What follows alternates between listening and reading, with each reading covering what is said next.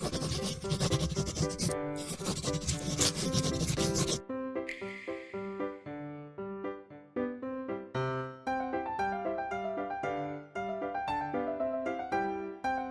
이 두 분의 모시고 성실한 이야기 들어보도록 할게요.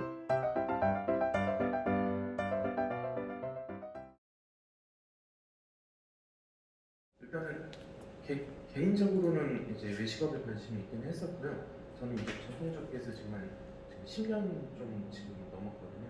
한 6년 정도를 이 전통적에서 여러분들 이렇게 관심 있으시고 덕후이신 것처럼 저도 직업이 아니고 이렇게 매니아로 활동을 오래 했었거든요. 이제 그렇게 다니다 보니까 그 개인 신분으로서 그 실매도 열고 지금처럼 이렇게 인프라가 좋지가 않을 때였었어요. 그래서 이 전통주를 뭐 이렇게 주점도 빌려서 뭐 행사를 하고 그러는데 어떤 제가 물리적인 공간을 갖고 있는 게 아니다 보니까 그리고 정말 양조장이랑 그 주점, 외식업, 개인이 연결될 수 있는 그런 공간이 이렇게 충분치가 않았었기 때문에 내가 외식업장을 내가지고 그런 역할을 해야지 해가지고 그 백분 막걸리가 기획이 됐었던 거고요. 그래서 처음부터 기획이 우리나라에 있는 웬만하게 소개가 돼야 될 어떤 술들은 내가 가능한 한 다 갖다 놓자. 그래서 시작을 한 130 정도로 시작을 했었는데 지금 한 300여 종이 좀 넘거든요. 네, 그래서 이게 전통주 갤러리가 관의 영역에서 이제 노력을 많이 해주시고 성과를 내주시는데 이제 저희는 또 민간의 영역에서 비슷한 일을 하고 있다고 자부하고 있습니다. 그런 목적으로 만든 건데. 창업을 한 이유는 먹고 살려고 한 거였고 다른 먹고 살 길이 별로 없어가지고 창업을 한 거고 진짜예요. 네, 그리고 그게 굉장히 중요하다고 생각해요.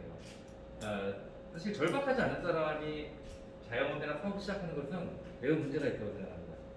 돈이 많은데 명함이 필요하니까 뭐 가게를 내고 이런 분들도 계시지만 그건 오늘 논의의 대상인 것 같고 사실 그것이 자영업이든 하나의 사업을 일구려고 하는 것이든 진짜 만만치 않은 체력적, 정신적 스트레스를 주는 일들이기 때문에 절박성이 없이 이 일을 시작할 수는 없다고 생각하고요.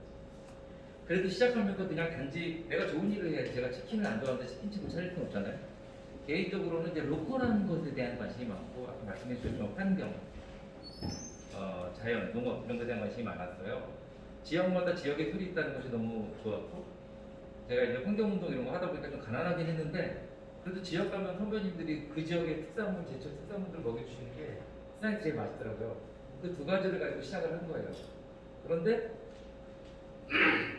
술이 그렇게 지역마다 이름은 다르지만 똑같은 술인 걸 몰랐죠 그때. 그러니까 아스파탐 넣어가지고 이제 수입산 해가지고 만든 그런 술이었던 걸 모르고 이렇게 알아 공부하면서 보니까 이제 사명감이 생기고 또 드셔보니까 이게 만만치 않던 게 이제 거거 100년 전까지 전성했었던 우리 술의 역사, 화려했던 그런 역사들이 있고 이게 반드시 부활한다. 그걸 부활하는데 조금 힘을 보태고 싶다. 이런 게 부활한다면 우리 농업이나 먹고 사는 사람들이나 우리 자연에도 도움이 될 거다 이런 생각으로 수입 농산물을 쓰지 않는 먹을거리와 오리쌀을 쓰는 수입쌀을 쓰지 않는 막걸리 이걸 최저의 기준으로 해서 창업을 하게 됐고요. 그래서 컨셉도 이제 지금 말씀드린 이런 내용들을 컨셉을 하고 있습니다. 창업에 관련된 정보를 알고 싶다 그랬는데 이제 짧은 말씀에서 그런 이야기를 다 드릴 수는 없지만 일단 술과 음식은 무지무지하게 많잖아요. 내가 이걸 고르는 기준, 내가 이런 이유로 이걸 골랐다고 하는 게 서로 같을 필요는 없어요. 제 기준이 있지만 뭐가 좋다는 건 없어요. 하지만 내가 이걸 왜 골랐다는 것이 다른 고객들에게 전달할 수 있는 스토리가 돼야 되잖아요. 그럼 그 스토리에 공감하는 사람들이 우리 가게에 오는 거잖아요. 어쨌든 과천에만 해도 수백 개의 식당과 주점이 있는데 주민의 1%만 나에게 감흥해주면 되는 거니까 그죠? 우리가 사람들의 과반수의 지지를 얻을 필요는 전혀 없는 거잖아요. 그러니까 내 스토리를 가지고 술과 음식과 분위기를 만들고 거기에 반응하는 사람들을 모은다면 내가 아주 이승한 사이코패스가 아니라 시간을 두고 잘 버티고 잘 운영하면 찾아오게 되겠죠. 그런 어떤 기준들이 제일 중요한 것 같아요. 그리고 나서 상업적인 판단. 상업적인 판단도 매우 중요한데 제가 많은 실패한 선배님들을 보면 내가 좋은 가게를 열었는데 사람들이 오겠지. 그런 거 절대로 없거든요.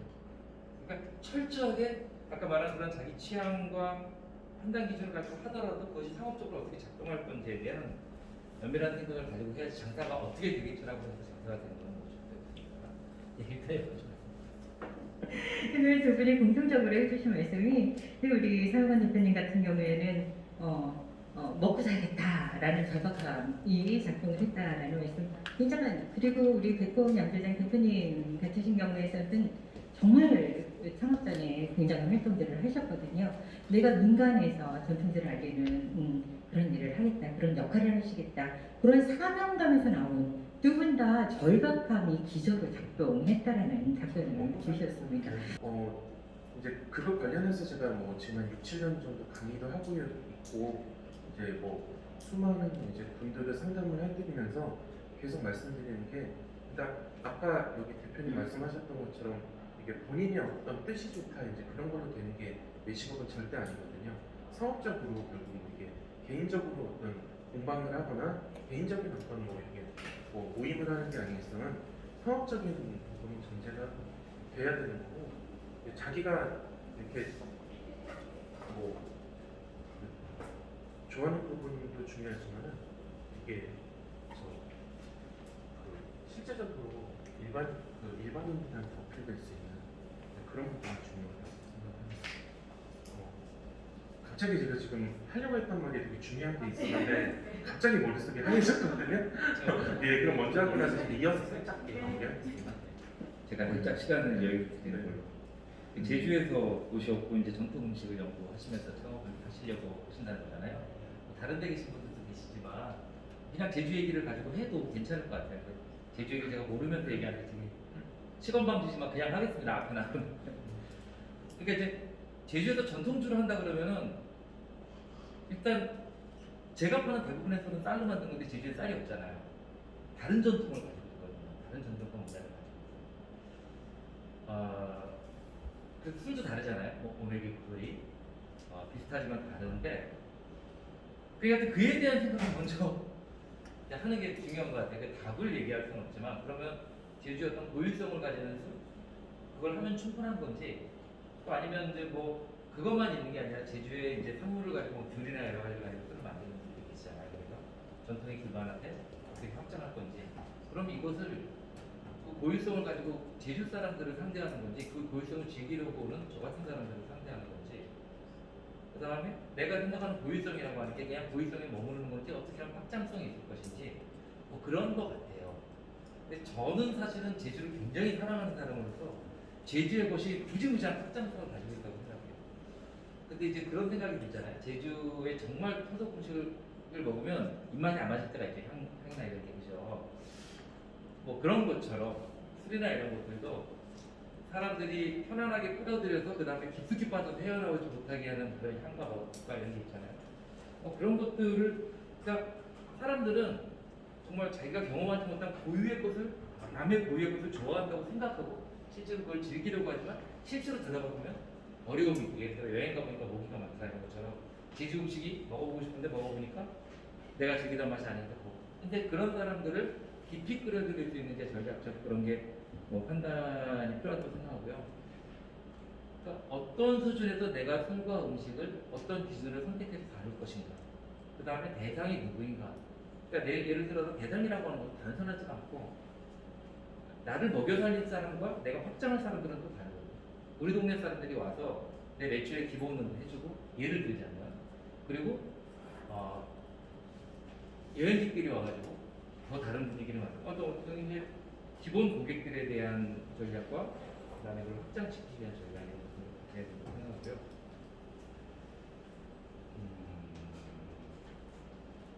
일단 저도 여기까지 가겠습니다.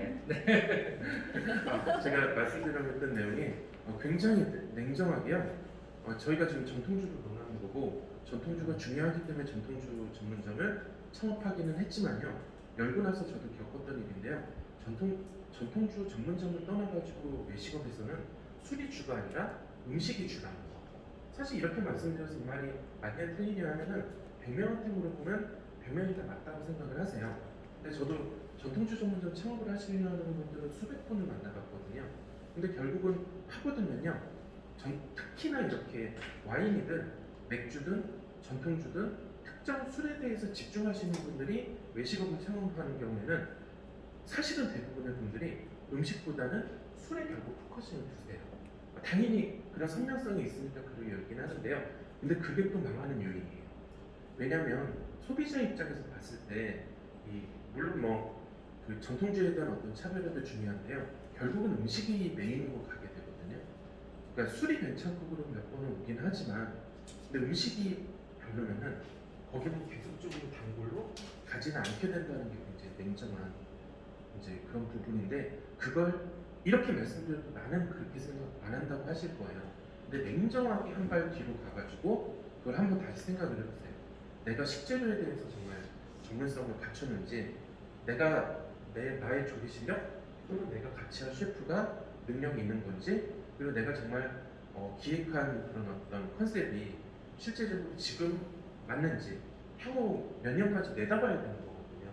복합적인 부분이 있겠지만 그랬을 때 이게 음식이 내가 경쟁력이 있는 건지 그게 있고 나서 그 다음에 술이 있는 거거든요.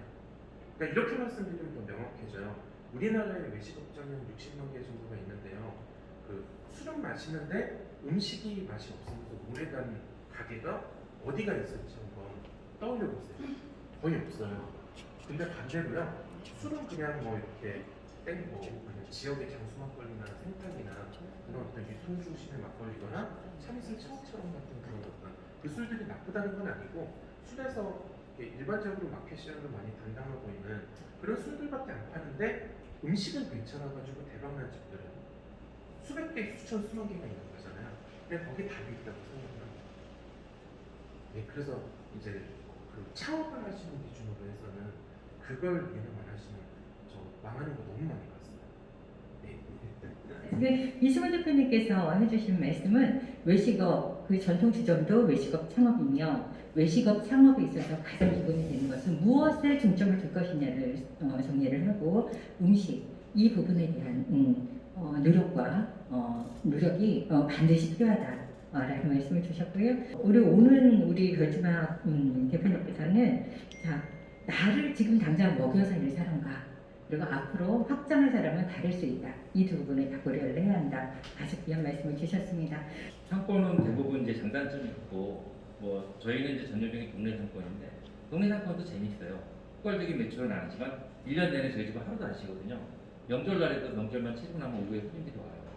대신 저희 직원들은 저를 포함해서 화일 5일을 넘게 일하는 사람은 없어요. 돌아가 실생을 만들어 놓고 동네 장사라고 하는 거, 거주민들을 대상으로 하는 장사는 이렇게 또 끈끈하게 이대로 가져가는 그런 재미도 있고 새로운 고객을 창출하는 거.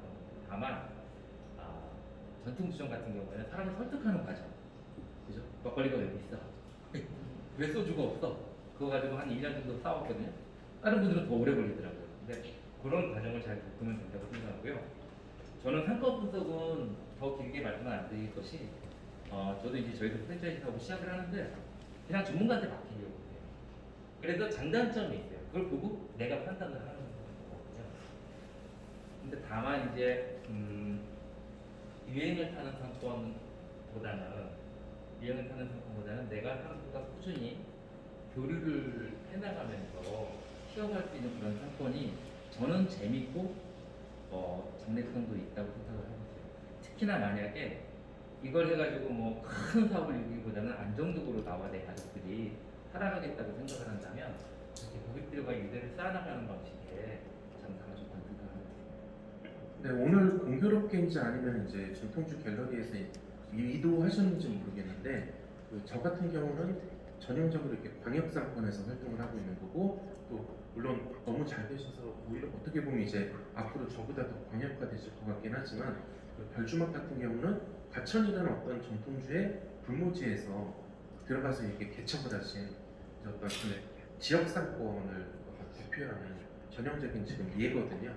그래서 뭐 이제 여러분들이 어떤 방향을 기획하시느냐에 따라서 저희가 해줄 수 있는 얘기나 아니면 심지어는 아마 생각도 디테일하게 들어가면 좀 다르긴 할 것 같습니다.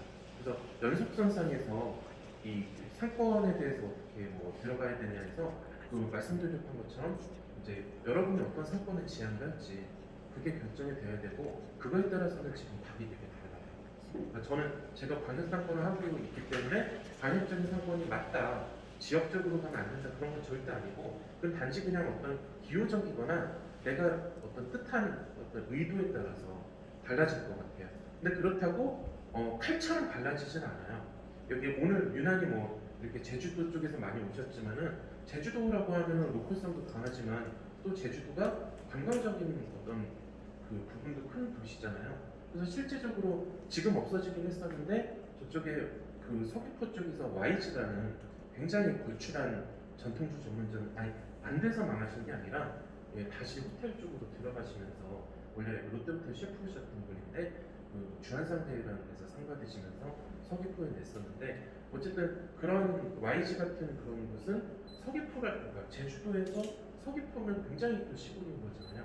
근데 그런 서귀포에서 굉장히 어떤 제주 도민들한테 그런 어떤 로컬성을 가지고 전통주 소개를 했었지만은 또 서울에서도 성지가 돼서 전통주 좀 관심 있다고 하면은 또 내려가는 어떤 그런 광역적인 의미도 있었거든요. 그래서 칼같이 나뉘는 건 아니지만은 어느 정도는 배분을 한다고 하더라도 그게 어느 정도 이제 내가 어느 방향성을 진행을 할지 그런 부분에서 어때 서영호 대표님 좀 이제 과천이라는 지역에서 시민운동을 하셨었고 거기에 어떤 자원이 있으셨으니까 거기서 시작하셔서 지금 이제 된 케이스고 저는 처음에 그 첫 질문에서 얘기했던 것처럼 저는 굉장히 좀 많은 분들한테 전통주를 알리고 마치 전통주 도서관 같은 그런 걸 만들려고 하는데 제가 한 지역을 택하면 안 되는 거잖아요. 그래서 저는 어느 방향성권이 가장 효과적이고 젊은 층들을 공략하고 확장성이 있을까? 저는 거기서 압구정 로데오가 철저히 망했었는데 제가 5년 됐거든요. 5년 전 시점에서 그 상권이 다시 살아나고 있는 것을 느꼈었고 거기는 구매력이 좋고 그 다음에 어떤 오피니언 리더들, 어떤 그 셀럽들, 얼리어답터들이 이제 활동하는 곳이니까 저는 거기서 그런 다이닝을 하고 그런 사람들, 이제 그런 사람들을 대상으로 공략하기 위해서 압구정 로데오를 택했었죠. 그러니까 조금 이게 추상적이었던 것 같아서 그러니까 저희 가게 같은 경우에는 이상적으로 돌아갈 때는 이래요. 낮에는 여성들이 와서 낮술을 조금 가볍게 드세요. 그런 분들이 계시고 남의 집도 그래서 재밌어요. 초저녁 되면 이제 직장인들이 퇴근 시간 전후해 가지고 와서 먹으면 선호 테이프만 와도 매출이 꽤 높아요. 그런 분들이 이제 좀 알고 계시는 분들. 퇴근 시간이 지나서 이제 사람들이 과천에 퇴근해서 집에 오잖아요. 그러면 부부들이 와가지고 이제 그 가볍게 한 잔씩 하시는 분들이 많아요. 부부들도 되게 많이 드세요. 그리고 심야가 되면 청년들이 많이 와요. 동네 청년들이. 주말이 되면은 낮에는 등산 갔다가 청계산 관악산 넘어가지고 서울서부터 여기로 올라고 일부러 오는 사람이 많아요. 저희 산에 일부러 이제 여기로 올라가 넘어오는 사람 등산객들이 오시고 그리고 나면 또 이제 부부와 가족 모임들이 주말에 심야에는 또 청년들 이렇게 해가지고 이제 시간대별로 그게 있거든요. 이렇게 모두 하기는 힘들지만 그런 것들 좀 감안해서 시간과 입장하는데 참고하시면 그 서영원 대표님께서는 과천 정말 주거 지역에서 시작을 하셨죠. 그 상권의 매력에 대해서 굉장히 재미있는 이야기를 해주셨어요. 낮에도 밤에는 밤대로 재미있는 상권이다. 그리고 또 이승훈 대표님 같은 경우에는 지금 압구정이 사실 정말 500년 전만 해도 정말 장사가 안 됐던 그런 곳이거든요. 정말 거의 상권의 모든 이야기까지 나왔던 곳인데 그것을 지금 화려하게 부흥을 시키는 모임이죠. 이제 술과 음식의 페어링에 대한 이제 말씀이신 것 같은데 그러니까 그 역시 경우의 수가 지금 너무 많기는 해요. 근데 이제 백본 막걸리 같은 경우는 술의 종류가 300종이다 보니까 사실 음식과 술이랑 이거를 어떤 1대1 대응을 한다거나 이 술들의 어떤 내가 할 수 있는 한 뭐 어떤 맥시멈의 퍼펙트한 페어링을 한다는 게 사실은 현실적으로는 어렵거든요. 그러니까 단순히 술 종류가 많은 게 좋은 게 아니라 그래서 외식업 창업을 하신다고 치면은 사실은 그런 부분을 고려해서라도 술은 너무 많은 게 아니라 정의를 갖추는 게 나을 수도 있어요. 그게 결과적으로 손님들한테 만족도가 올라가는 거지 술 종류가 너무 많았을 때 사실은 이게 그 페어링을 손님이 물어보는 경우도 있지만 손님들이 자체적으로 그걸 골라서 페어링해서 드시는 경우가 훨씬 많고 그 결과값은 내가 누르는 거는 못할 가능성이 사실은 굉장히 높아지는 부분이 있다는 거 이제 그런 걸 감안하셔야 되고 그러니까 백본 막걸리 같은 경우는 탁주, 약주, 증류주로 이렇게 술 종류가 많기 때문에 근데 물리적으로 어떤 주방에 어떤 우리가 뭐 김밥처럼 이렇게 하지 않는 이상은 결국은 이 안주의 종류는 뭐 저희가 한 8종류 정도 되는데 그것도 정말 4명의 인원이 짜낸 거거든요.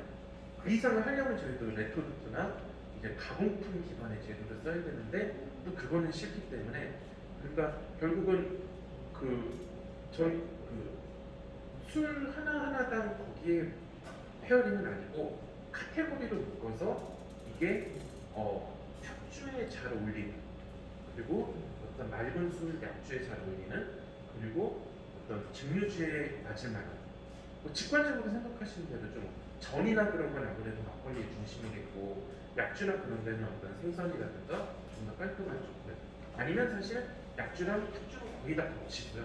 그리고 증류주 같은 경우는 뭐 역시 겹치는 부분이 있겠지만 좀 어떤 국물류나 그런 걸 아무래도 선호하니까 그래서 결국은 술을 카테고리로 가서 그 술의 카테고리에 어떤 맞춤 실질적으로 맞는 것도 중요하고 손님이 직관적으로 어울린다고 생각하는 것도 같이 생각을 해야 되거든요. 그렇게 묶어가지고 그리고 그 사이에서 가능한 한 교집합을 안주해 주면은 낼 수 있는 한 가능한 한 늘려가지고 저희는 그렇게 커버링을 하고 있고요. 근데 규모가 작거나 바 스타일의 그런 데서는 그건 퍼펙트하게 맞출 수가 있겠죠. 정말 이 안주에는 이 술입니다. 아니면 그걸 한 2개 내지 3개 메뉴판 자체에서도 안주를 적고 거기에 오르는 술까지도 명기도 하실 수 있는 것들이 있었거든요. 그래서 그것도 규모에 따라 볼 수 있습니다. 그러니까 이제 이승훈 대표님이 하신 얘기를 다시 한번 강조하면서 얘기 시작하자면, 그러니까 술로 유혹하고 음식으로 고객을 만든다. 그게 맞는 것 같아요. 확실히 맞고, 다른 어떤 종목에 저희가 이제 술 음식이 4대 6 정도 매출 비율이거든요. 맞으면 비슷해요. 하여튼 한번 따져보시죠. 그래서 그게 굉장히 중요한 문제고요. 이게 결국은 음식이 좋지 않으면 술은 내가 만든 게 아니잖아요, 사실. 대부분의 경우. 어떻게든 다른 데서 할 수 있는 거기 때문에 술 때문에 꼬셔서 왔는데 음식을 먹다가 자기들도 몰라요. 내가 왜 여기 주저앉았는지. 결과적으로 지켜보면 음식 때문에 주저앉은 거예요. 오랫동안 먹고. 그리고 일단은 막걸리 집을 열겠다고 생각을 하면서 일단 기본적으로 다양한 술을 팔지만 막걸리 집이거든요. 제일 많이 듣는 얘기 중에 하나가 막걸리는 음식 장사가 힘들다. 막걸리가 불러서 그게 굉장히 뇌리에 남더라고요. 그래서 생각한 전략은 그러면 막걸리대로 주고 하고 음식은 음식대로 해야겠다. 그러니까 안주라는 말 아니고 그냥 음식 먹을 거 좋은 음식을 주세요. 다만 술이 이제 우리 술이라고 하는 게 산지 직송이잖아요. 그죠? 산지의 분위기, 그 공기를 가져오는 거잖아요. 그 스토리, 그 역사 문화, 주민들, 그 농업. 그래서 음식도 그런 거를 한 거예요. 맞춘 거예요. 예를 들어서 뭐 저희 집에 박대구이가 있는데 그러면 제가 장강 분산을 돌아다니다가 제일 마음에 드는 데 찾아요. 그렇게 해서 이제 그런 거래처를 선정하거든요. 약간 미친 짓이긴 한데 가게 하늘에서 그렇게 한다는 거는. 근데 이제 그렇게 하면은 좋은 게 뭐냐면 내가 나나 여기 직원들이 손님들에게 전달할 음식의 이야기가 매우 풍부해져요. 그 신뢰도가 매우 높거든요. 그래서 술과 음식이 모두 그렇게 어떤 지역들에 내가 직접 가면 제일 좋지만 가지 못하는 지역들의 이야기, 분위기, 사람들의 손길 이런 것을 전달해주는 거. 그래서 이제 술과 음식의 컨셉이 맞아서 좋았던 거고요. 페어링이라는 거는 사실은 저는 매우 어렵다고 봅니다. 좋은 페어링이 있어요. 개인적으로 저는 좋은 과메기하고 고도주 이런 건 굉장히 좋다고 생각해요. 근데 또 그게 사람마다 다르냐면 저희 집에서 멍게하고 막걸리를 팔았는데 어떤 분이 너무너무 화를 낸 적이 있었어요. 저한테 A4 2페이지를 써주고 가더라고요. 멍게는 막걸리와는 맞지 않고 소주 안주이며 당신이 사업에 망하지 않으려면 이래야 된다고 엄청 정말 걱정스러운 맛으로 A4 2페이지를 써서 읽어보라고 주고 가셨는데 그럼 딱 맞지 않아요. 사람마다 취향이 다르고 페어링이 있긴 있지만 그래서 이제 저희 집에 손님들이 오면 둘 중에 하나예요. 오늘 뭐가 좋아요? 좋은 걸 소개하면 돼요. 좋은 거 내지 하고 싶은 거. 그 다음에 안주나 술 하나 고르고 나서 이게 뭐가 어울려요? 이렇게 물어보는 경우도 있어요. 그런 경우에 내가 그걸 먹는다면 그 술을 먹는다면 먹고 싶은 음식을 떠올려요. 그리고 그랬던 경험들을 떠올려요. 중요한 건 뭐냐면 근데 임의대로 마음대로 하라는 뜻이 아니라 내가 가지는 확신이 중요하다. 아무리 책에서 읽고 좋은 사람들이 얘기를 해주고 페어링에 대한 여러 가지 얘기가 나와요. 신맛은 뭐하고 어울리지만 내가 확신이 없으면 전달이 안 돼요.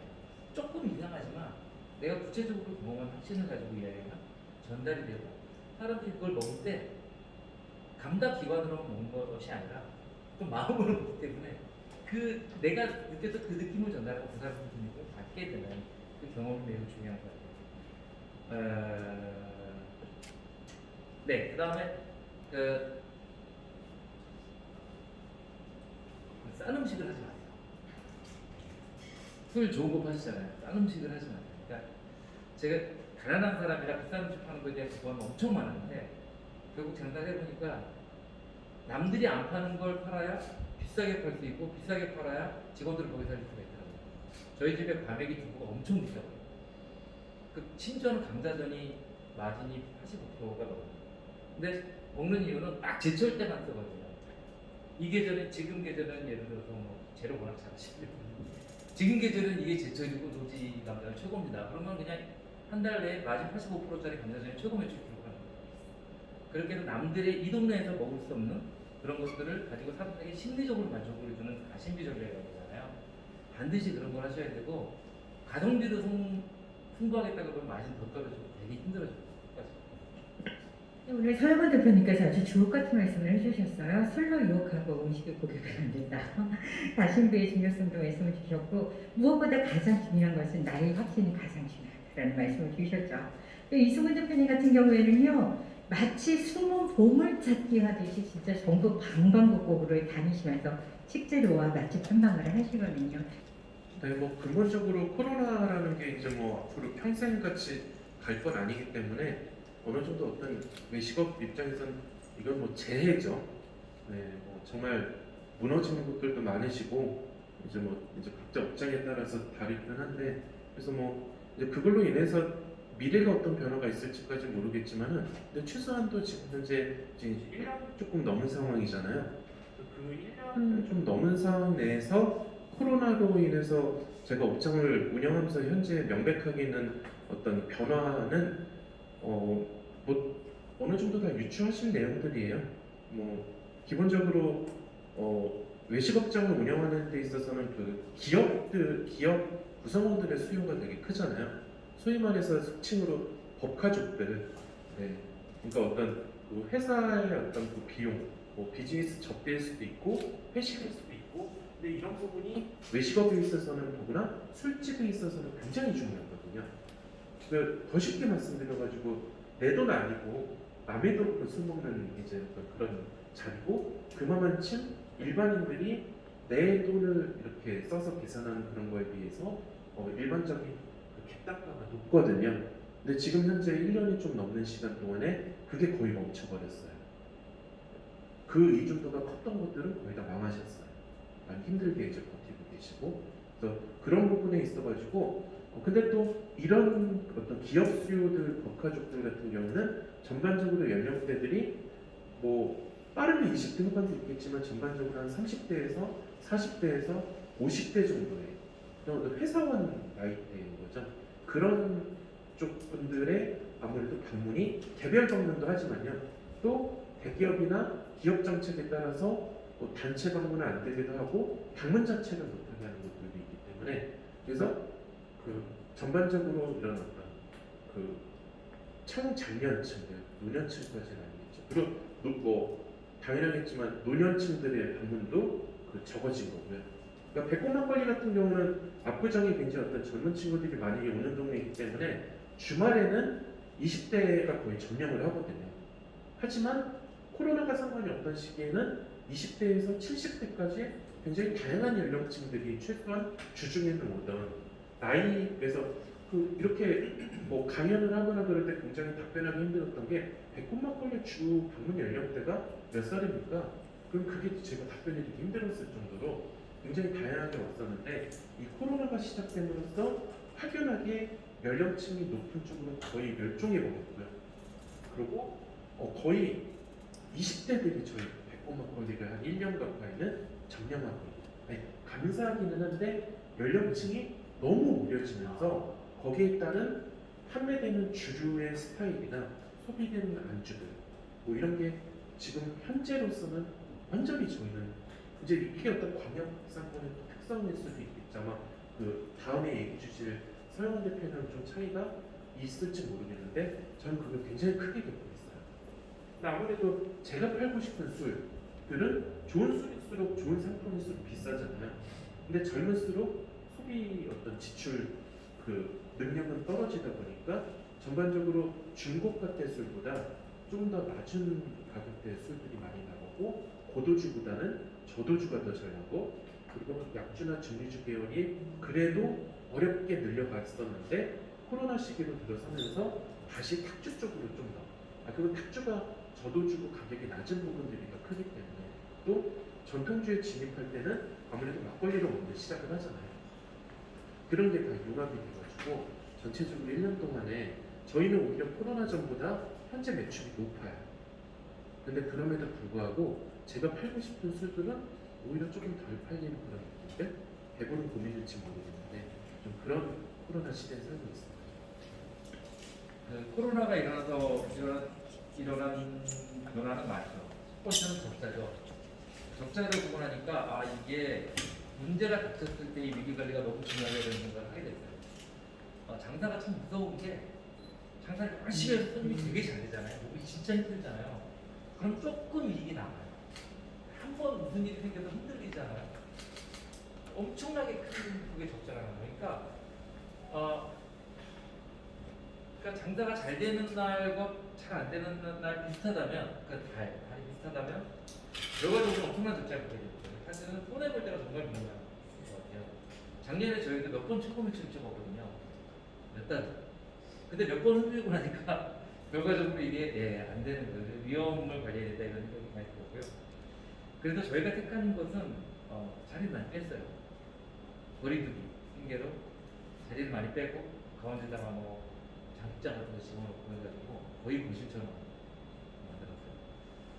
만들었어요. 그리고서 어떻게 생각하냐면 인력도 줄이고 비용을 줄이고 문제가 생기더라도 우리가 손해를 보지 않을 수 있는 구조를 만들었어요. 이게 보수적이고 수세적인 접근이라고 생각하기 쉽잖아요. 근데 결과적으로 지난달에 지나고 하니까 이제 조금처럼 매출이 예전보다 넘어선 건 아니에요. 넘어선 건 아닌데 코로나가 끝나고 나서 우리가 팁을 많이 줄였기 때문에 이 정도 매출을 얻으면 된다고 하는 게 지난달에 발표가 있거든요. 그리고 재밌는 게 객단가가 50% 정도 늘었어요. 그러니까 한 사람이 먹는 비용이 그 정도 늘고. 그러니까 이거는 사실은 저는 모르겠어요. 저는 상상하지 못했던 일인데 계산해서 깜짝 놀랐는데 한 사람이 와서 먹는 되게 올라가고 테이블당 단가도 물론 매우 올라갔어요. 그리고 체류 시간이 길어졌는데 그 줄을 이제 요즘에 줄 되게 많거든요. 사실은 장사하기 되게 좋아졌다고 얘기를 생각합니다. 그러니까 사업을 하는 사람은 예를 들어 코로나라고 하는 게 코로나 한순간에 아직 있는데 이게 끝나고 나면 과거로 돌아갈지 아니면 어떤 구조적인 변화가 있겠지. 그 두 가지 다 대처를 해야 되잖아요. 그러니까 그거를 대처하시는 게 중요하고 그러니까 저 같은 경우에는 어떻게 생각을 하냐면 과거로 돌아가더라도 우리가 테이블을 줄이더라도 객단가를 높이고 서비스 H를 높임으로써 사람들이 여기 와서 얻는 만족도가 높음으로써 커버할 때 생각을 하는 것이고요. 또 이제 사람들이 오래 머물러 있으면 재밌는 게 처음에는 돈을 좀 아끼던 사람들은 나중에 되면 되게 비싼 걸 시키더라고요. 좀 재밌더라고요. 그리고 우리나라 이제 자영업 식당이 굉장히 경쟁률이 심하잖아요. 그러니까 어느 정도냐면 아시는 분은 아시겠지만 16가구가 한 가게를 먹여 살린다. 5, 60명 인구가 한 가게를 먹여 살리는데 거의 불가능한 그런데 그러니까 코로나 이후로는 어쨌든 일상적으로 내가 그냥 막 식당에 가고 어디 가서나 술 먹고 이런 분위기는 어느 정도는 줄어들지 않을까 생각하고 있어요. 내 가게는 사람들이 찾아올 이유가 있는 가게가 돼야 되고 그런 점에서 우리 술주점, 전통주점은 가치가 있다 이렇게 생각하고 있어요. 그 이유가 있습니다. 그러니까 자꾸 사람들이 자주 오게 만들어야 된다는 얘기를 하는데 틀린 말이라고 해요. 우리 그 지역 카페가 막 뿌려졌잖아요. 재난지원금. 청년들이 부모들이 하는 얘기인데 아이들들이 그런 얘기를 하는데 아들들이 돈 나왔다. 별주먹 가야겠다. 그러니까 평소에는 다른 데 가다가 쓸 돈이 생기면 별주먹을 간 거예요. 그런 거에 훨씬 조심하면 돼요. 그 친구들에서 10,000원, 20,000원 먹을 때 딴 데 가다가 10만원 생기면 우리가 먹는 거예요. 근데 앞으로는 그런 표현가 훨씬 더 중요하고 같이 있어질 거라고 생각하기 때문에 무작정 고급스러운 거를 선택하자는 건 아니고 저희 가게는 굉장히 대중주점이에요. 정말 대중주점인데 또 불구하고 들어오면 편안하고 공간적인 여유가 있고 음식에 대한 신뢰가 있기 때문에 사람들이 돈을 쓰는 그런 분위기로 만들어가는 게 지금 잠정적으로는 성공적이었다고 생각하고 있고, 앞으로 저희가 이제 같이 파트너가 될 가게들을 찾고 있는데 그 가게들도 가능한 한 그런 분들이 있고, 자리에 빡빡 붙여가지고 어떻게든 자리를 많이 만들어서 하는 그런 게 아니라 사람들에게 여유를 주고 그럴 수 있는 공간을 만들고 있습니다. 차별화 얘기를 해주셨잖아요. 차별화는 되게 중요한 것 같아요. 되게 중요하다고 생각해요. 내가 차별화했을 때 생각하는 것은 이 차별화된 거를 그걸 몰랐던 사람들이 경험했을 때 사람들에게 확장될 수 있다는 어떤 확신이 있잖아요. 저는 그게 되게 중요하다고 생각해요. 그러니까 저희 가게 처음에 우리 동네 사람들이 우리가 생겼을 때 들어왔을 때 다 처음 본 거였어요. 다 처음 본 거였어요. 다 망한다 그랬어요. 근데 확신은 사람들이 이걸 한번 맛보면 확산이 될 거다. 그렇다고 뭐 주변의 절반 이상이 동의해줘야 되는 건 아니고 우리 가게를 먹여 살리는 그거를 해야 된다고 생각하는데, 저는 그 차별화의 포인트가 이제 사지직성이라든지 또 지역의 어떤 고유의 것들을 가져와서 사람들이 음식을 그냥 맛으로만 먹는 게 아니라 이게 어디서 생산돼서 어떻게 나에게 오는지 귀함을 느낄 수 있는 거를 아주 주점임에도 불구하고 어떻게든 그걸 하고 싶었던 거고, 다만 이제 하나의 가게가 그걸 하는 것은 엄청 비효율적인 일이었더라고요. 그래서 그런 거를 같이 하는 가게들이 정말 필요하다고 생각하고 있어요. 그런 공급망을 이용하는, 그렇게 할 수 있다면 되게 좋다고 생각하고,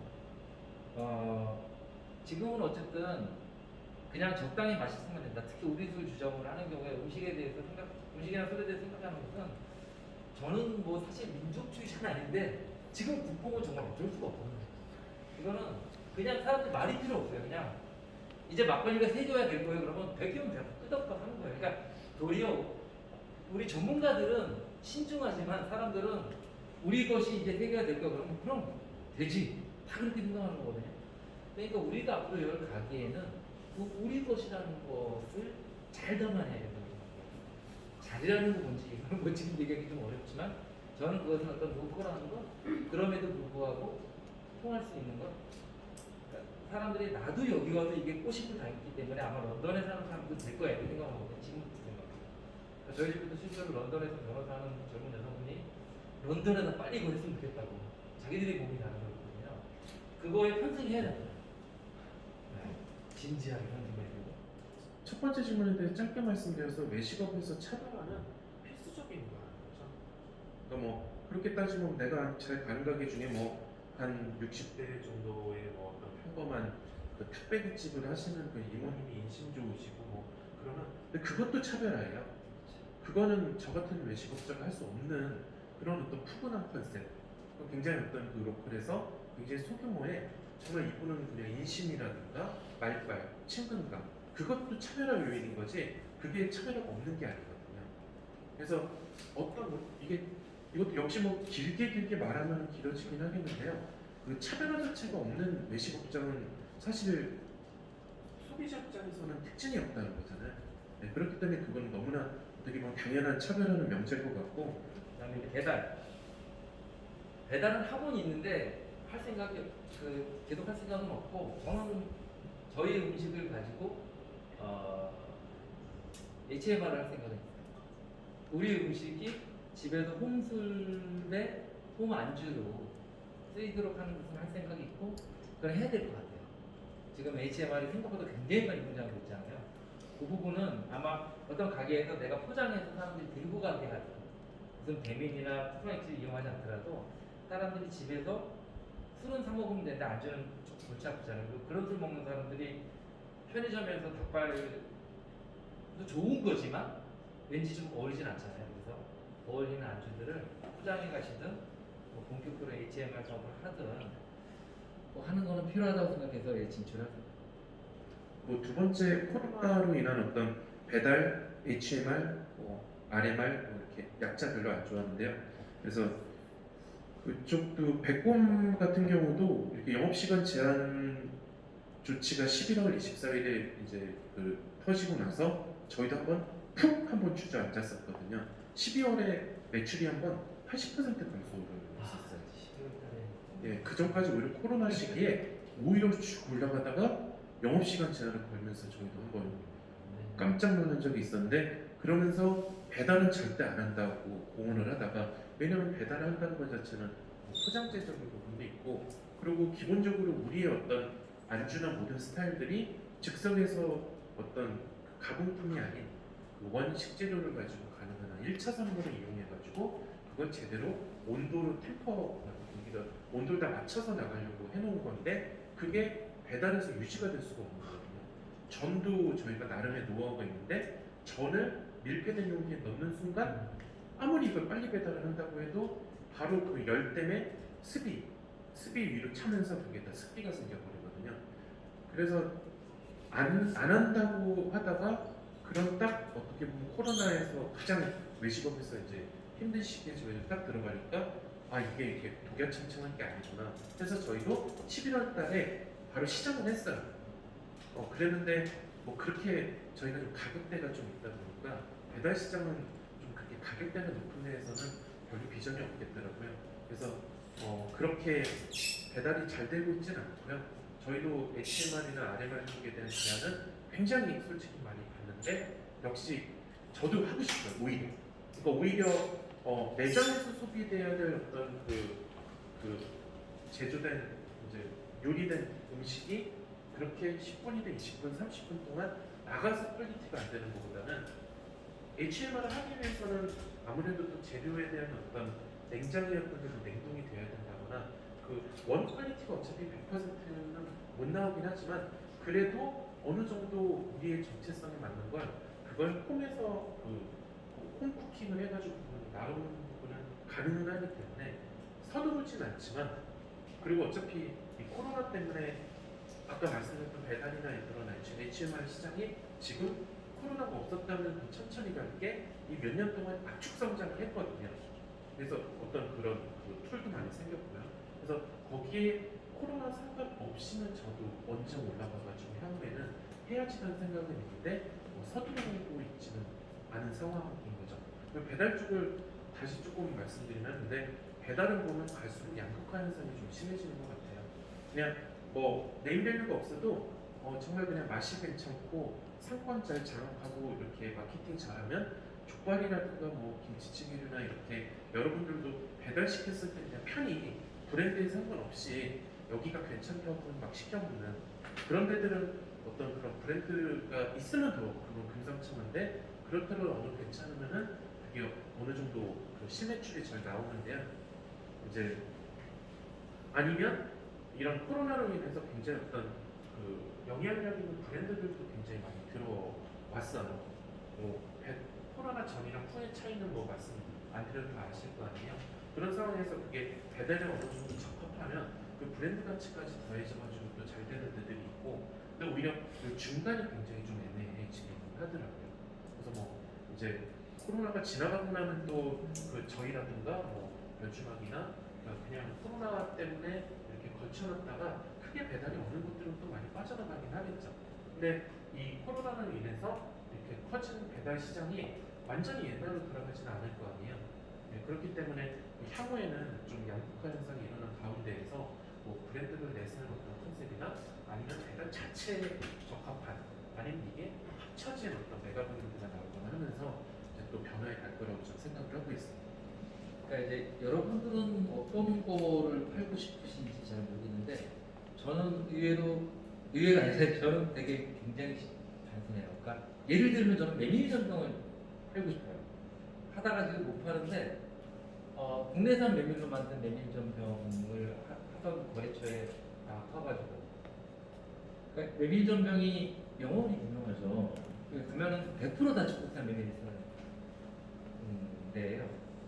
홍성에 가면은 홍천에 가면 이제 국내산 메밀 재배를 장려하고 하는데 그분들이랑 뭐 좀 하고 싶은 생각인데 아직 못했는데 사실은 그냥 굉장히 뭐에 뭐를 곁들인 뭐 이런 되게 음식들도 좋고 또 뭐 여러 가지 이제 방법이 있죠. 저는 우리가 오래 먹어왔던 것들 현대인들의 삶의 한가운데 되살리는 게 제가 하고 싶은 거예요.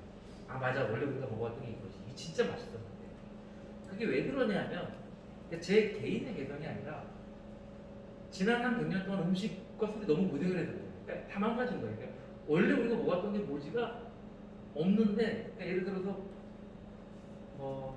딱 그거를 다시 되살려야 그 다음에 거기에 기반해서 그런 식재료들의 맛, 식재료를 가장 최고로 단순하게 요리했을 때 우리가 즐길 수 있는 것을 충분히 이해해야 그거에 뭘 곁들이 이렇게 나와야 될 거잖아요. 근데 이게 거꾸로 되는 거예요. 농업과 술과 이런 것들이 엉망진창이 되다 보니까 그래서 사실은 그런 일을 좀 하고 싶고 아마도 전통주점 창업을 생각하시고 특히 음식 이런 거에도 관심을 가지는 분들은 그런 취지에 공감을 하실 거라고 생각해요. 근데 그런 취지를 공감하실 때 그걸 되살리는 일은 되게 어려운 일이라고 생각해서 저는 개인적으로 약간 동지를 받았다는 생각을 하고 어떻게든 우리가 이제 장사라고 하는 것, 사업이라고 하는 것은 생존하기 위해서 여러 가지 타협을 해야 되지만 지킬 것들을 지키면서 그걸 설명하는 것. 어쨌든 시대적인 과제라는 게 있어요. 그러니까 국뽕이니 뭐 한류니 이런 말이 있고 모든 게 요즘 K로 시작해야 이게 된 세상이지만 어쨌든 지금 술과 음식은 지난 100년 동안 망가질 대로 망가진 것이 다시 제대로 되살아나지 않아요. 그 되살려내는 것은 그러니까 그것도 무슨 문화재나 이런 게 아니라 시장 바닥에서 사람들이 참 한가운데서 되살려내는 게 우리의 사명이기 때문에 그런 방법들을 같이 좀 찾아나가면 너무 같이 하고 싶다. 제가 전통주 전문점을 운영을 하고 있고요. 그리고 또 전통주 전문점 협의회를 끌면서 지금 뭐 전국의 전통주 전문점들과 같이 네트워킹을 해보면서 새로 창업을 하시는 분들도 돕고 있고 또 전통주 전문점이 늘어나도록 열심히 노력을 하고 있는데요. 근데 제가 정작 전통주 전문점을 창업을 하시려는 분을 개인 면담을 하거나 아니면 그런 관련 강의에 가가지고는 근데 궁극적으로 전통주에 있어서 그 전통주 전문점이 많아지는 게 답은 절대 아니라고 저는 얘기를 하고 있습니다. 이게 공창 두들기는 소리냐고 생각을 하실지는 모르겠는데요. 사실 이게 굉장히 어떤 전통주 전문점이라는 게 아주 어떤 그 일반적인 컨셉은 아닌 거거든요. 소비자의 관점으로 봤을 때 뭐 지금 막걸리 시장 늘었다고 픽해봐야 지금 한 6% 정도 되려나요? 아직까지도 뭐 참이슬청처럼이나 어떤 화이트 카스 그쪽 어떤 소주 소맥 쪽이 잡고 있는 시장 비율이 85% 정도는 넘거든요. 그런 가운데서 어떻게 보면 전통주라는 이런 걸 판매를 제대로 하는 곳들이 없다 보니까 그 전통주 전문점이라는 걸 만들어서 이게 도대체 뭐 홍보도 되죠. 매체 광고가 제대로 될 수도 없는 그런 상황 하에서 이렇게 전통주 전문점까지라도 찾아오면 전국에서 볼 수가 없었던 일반 업장에서 접할 수 없었던 그 전통주를 접하게 하는 어떻게 보면 어떤 특수한 업종이라고 보거든요. 근데 이게 계속적으로 뭐 지금 전국의 전통주 전문점이 몇 개인지는 저도 모르겠어요. 특별히 이게 어떤 법에 의해 가지고 규정된 업종이 아니라 우리가 그렇게 정의하는 거고 또 경계가 모호한 데들도 많기는 하거든요. 그러니까 이게 그 전통주 전문점에 한 500개 정도가 있다고 쳤을 때 외식업장 60만여개에 비해서는 굉장히 적은 수치잖아요. 그러면 전통주 전문점이 1000개가 되면 전통주의 활성화일까요? 10,000개가 되면 활성화가 될까요? 저는 그게 아니라는 거죠. 그래서 어떻게 보면 굉장히 저희가 어떤 전통주가 발전해 나가는 초기에 있어서는 굉장히 전통주 전문점이라는 컨셉이 큰 역할을 하고 있지만은 이게 그냥 국제 돼가지고 이게 몇십만 개가 될 수도 없고요. 그게 옳지도 않고 그리고 언젠가는 그게 한계가 저는 올 거라고 보고 그렇게 멀지도 않은 것 같아요. 전통주 전문점이 너무 많이 늘어나고 있기는 해요.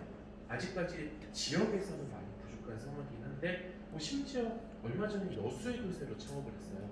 저희 멤버에 보면은 뭐 청주, 강릉, 화천, 춘천, 뭐 광주 등등등 지역에서 많이 생기고 있는데 서울 쪽은 이제 어느 정도 충분히 이제는 내가 전통주에 관심이 있다고 치면은 웬만한 상권화에는 뭐 수십 개씩도 있고 많기는 해요. 근데 저는 이걸 와인에 좀 빗대가지고 얘기를 하는데요.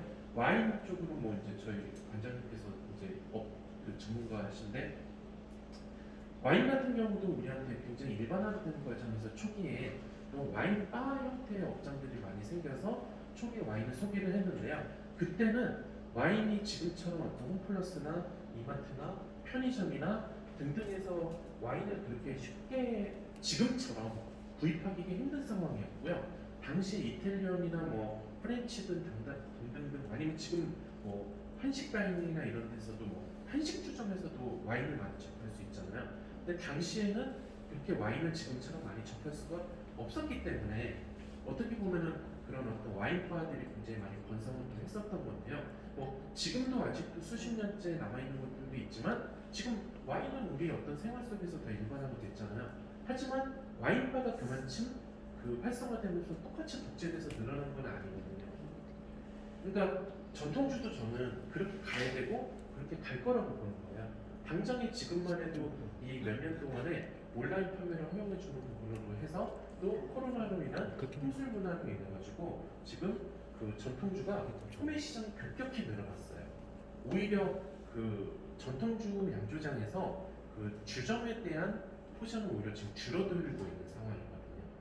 그래서 그런 거를 창업하신 데 유념하셨으면 좋겠고, 궁극적으로 올바른 모습은 전통주 전문점만 늘어나는 게 아니라 그 소매도 늘어나면서, 근데 우리 외식업을 늘려야 되는 거니까 가장 중요한 거는 뭐 이자카야에도 전통주가 들어가는 것도 중요하고요. 프렌치에도 들어가는 것도 있지만 그거는 분명히 한계점이 있거든요. 그게 아니라 우리가 지금 있는 그 60만 중에서의 그런 한식을 전문으로 하는 데는 그게 거창한 게 아니라요. 그냥 정말 그 소주 맥주만 팔고 있던 그런 어떤 우리가 생각하는 일반적인 한식, 대중적이든 고급이든 그런 곳들에서 그러니까 저는 되게 답답한 게 이거예요. 뭐 예를 들어 나주 홍탁을 파는 집인데요. 막걸리는 아무 그게 없는 거예요. 심지어 막걸리가 없기도 하고요. 홍탁이니까 막걸리는 있겠네요.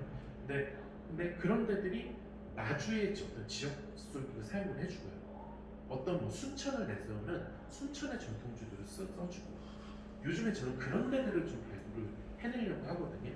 60만 개 중에 다수를 점하고 있는 그런 한식을 하고 있는 데들이 전통주에 대해서 관심을 가져주고 거기서 전통주를 많이 취급을 해주면, 그렇게 되면 어느 시점에서는 전통주 전문점은 오히려 줄어들게 되고 역할을 다하게 되는 거고, 그때 가서는 지금의 와인바처럼 이 그 특수하게 굉장히 리스트가 좋거나 굉장히 어떤 일반적인 한식주점들이 할 수 없는 정도의 역할 정도를 하는 데들만 남아가지고 그 역할을 좀 이어가는, 그러니까 저는 그렇게 가야 되는 거고, 그래야 실제적으로 양조장들이 살아날 수 있는 가장 중요한 매출이 늘어날 수 있다고 보거든요.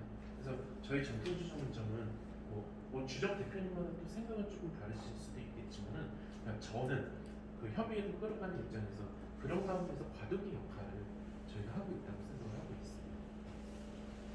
여기서 마치도록 하겠습니다. 감사합니다.